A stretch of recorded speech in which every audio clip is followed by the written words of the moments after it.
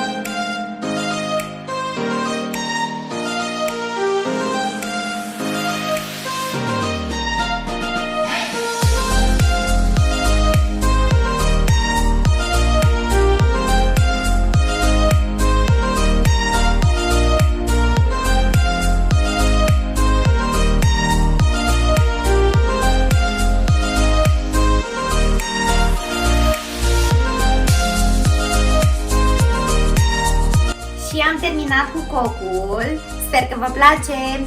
Antoniei i-a plăcut foarte mult. Și acum urmează să machiem. Să vedem ce o să iasă.